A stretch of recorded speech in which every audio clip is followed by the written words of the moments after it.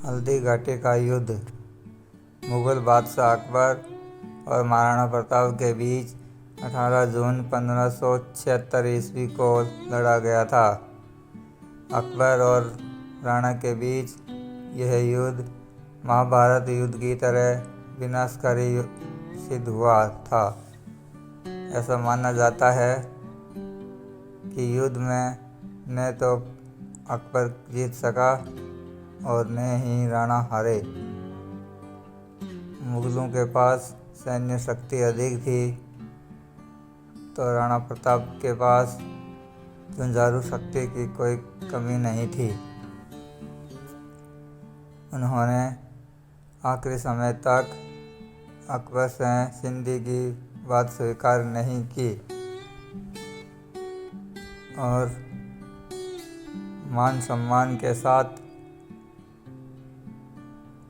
जीवन व्यतीत करते हुए लड़ाई लड़ते रहे। मुगल आक्रमण।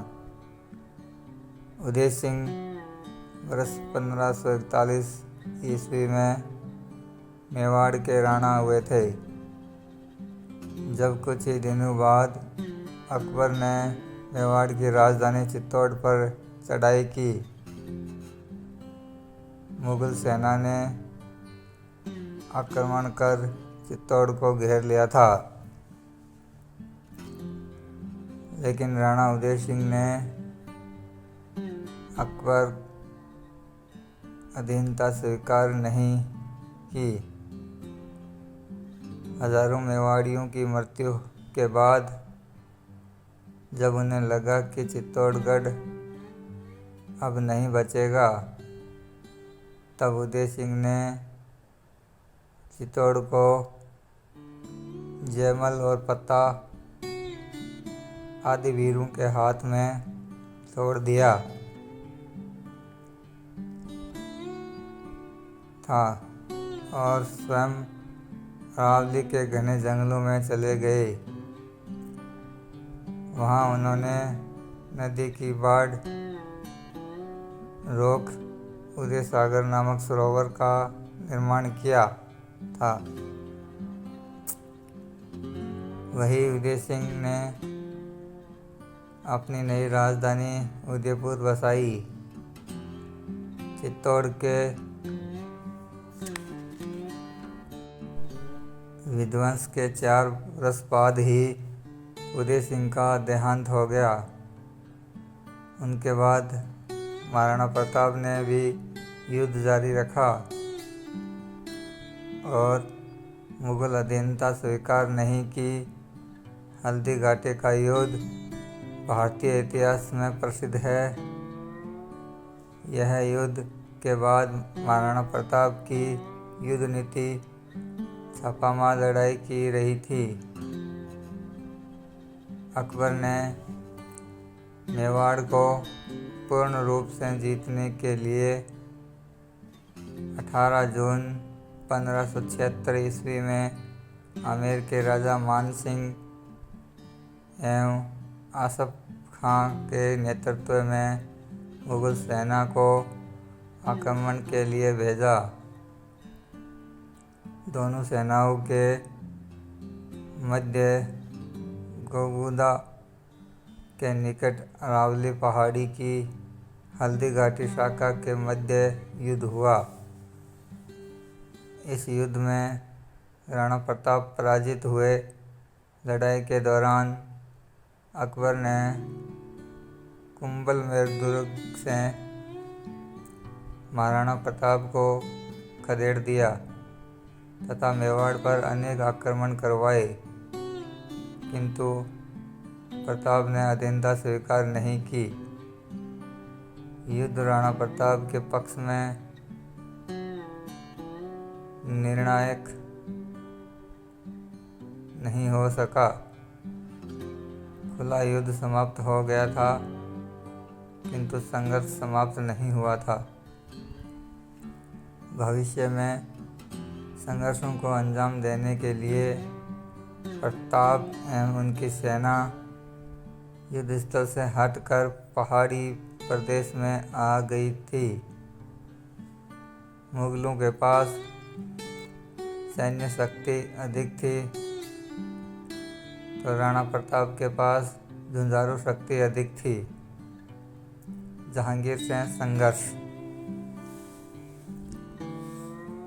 हल्दी घाटी के इस प्रवेश द्वार पर अपने चुने हुए सैनिकों के साथ राणा प्रताप शत्रु की प्रतीक्षा करने लगे। दोनों ओर की सेनाओं का सामना होते ही भीषण रूप से युद्ध शुरू हो गया और दोनों तरफ के शूरवीर योद्धा घायल होकर जमीन पर गिरने लगे।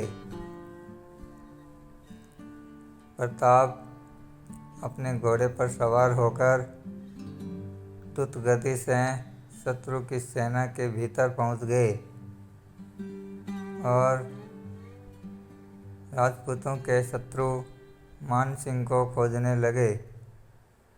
वह तो नहीं मिला, परंतु प्रताप उस जगह पहुंच गए जहां पर सलीम जहांगीर अपने हाथी पर बैठा हुआ था।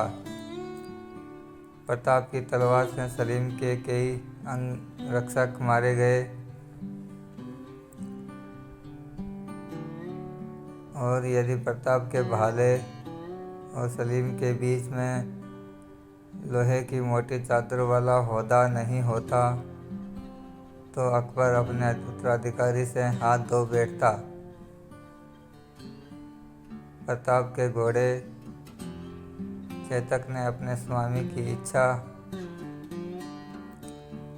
को भांपकर पूरा प्रयास किया। तमाम ऐतिहासिक चित्रों में सलीम के हाथी की सूंड पर चेतक का एक उठा हुआ पैर और प्रताप के भाले द्वारा महावत की छाती का छलनी होना अंकित किया गया है। महावत के मारे जाने पर घायल हाथी सलीम सहित युद्ध भूमि से भाग गए। राजपूतों का बलिदान।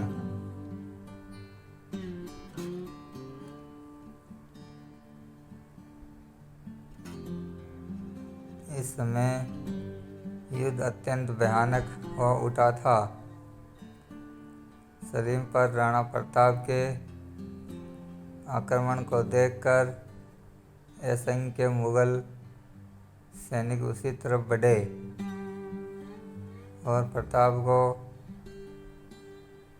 घेर कर चारों तरफ से प्रहार करने लगे। प्रताप के सर पर मेवाड़ का मुकुट लगा हुआ था, इसलिए मुगल सैनिक नहीं उन्हीं को निशाना बनाकर वार कर रहे थे। राजपूत सैनिक भी प्रताप को बचाने के लिए प्राण हथेली पर रखकर संघर्ष कर रहे थे, परंतु धीरे धीरे प्रताप संकट में फंसते जा रहे थे। स्थिति की गंभीरता को परखकर झाला सरदार ने स्वामी भक्ति का एक अपूर्व आदर्श प्रस्तुत करते हुए अपने प्राणों का बलिदान कर दिया। झाला सरदार मांझी तेजी से आगे बढ़ा और प्रताप के सर से मुकुट उतारकर अपने सर पर रख दिया और तेजी के साथ कुछ दूरी पर जाकर घमासान युद्ध करने लगा। मुगल सैनिक उसे ही प्रताप समझकर उस पर टूट पड़े और प्रताप को युद्ध भूमि से दूर निकल जाने का अवसर मिला। उनका सारा शरीर एक गणित घावों से लहूलुहान हो चुका था। युद्ध भूमि से जाते जाते प्रताप ने मांझी को मरते देखा। राजपूतों ने बहादुरी के साथ मुगलों का मुकाबला किया, परंतु मैदानी तोपों तथा बंदूकधारियों से सुसज्जित शत्रुओं की विशाल सेना के सामने समूचा पराक्रम निष्फल रहा। युद्ध भूमि पर उपस्थित 22,000 राजपूत सैनिकों में से केवल 8,000 सैनिक जीवित युद्ध भूमि से किसी प्रकार बचकर निकल पाए। दोस्तों, यह कहानी पसंद आई हो तो वीडियो को लाइक करें, चैनल को सब्सक्राइब करें। धन्यवाद।